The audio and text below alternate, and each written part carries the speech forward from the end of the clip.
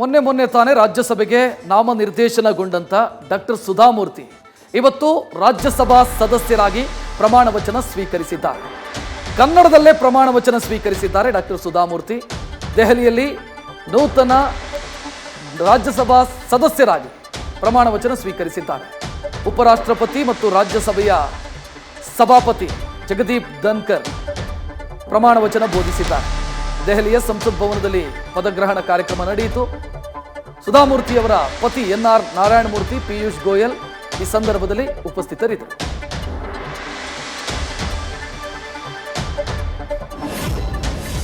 ಸುಧಾಮೂರ್ತಿ ಎಂಬ ಹೆಸರಿನ ನಾನು ರಾಜ್ಯಸಭೆಯ ಸದಸ್ಯಳಾಗಿ ನಾಮನಿರ್ದೇಶನಗೊಂಡವಳಾಗಿ ಕಾನೂನಿನ ಮೂಲಕ ಸ್ಥಾಪಿತವಾದ ಭಾರತದ ಸಂವಿಧಾನದ ವಿಷಯದಲ್ಲಿ ನಿಜವಾದ ಶ್ರದ್ಧೆ ಮತ್ತು ನಿಷ್ಠೆಯನ್ನು ಹೊಂದಿರುತ್ತೇನೆಂದು, ಭಾರತದ ಸಾರ್ವಭೌಮತ್ವವನ್ನು ಮತ್ತು ಅಖಂಡತೆಯನ್ನು ಎತ್ತಿ ಹಿಡಿಯುತ್ತೇನೆಂದು ಮತ್ತು ನಾನು ಈಗ ಕೈಗೊಳ್ಳಲಿರುವ ಕರ್ತವ್ಯವನ್ನು ಶ್ರದ್ಧಾಪೂರ್ವಕವಾಗಿ ನಿರ್ವಹಿಸುತ್ತೇನೆಂದು ದೇವರ ಹೆಸರಿನಲ್ಲಿ ಪ್ರಮಾಣ ಮಾಡುತ್ತೇನೆ.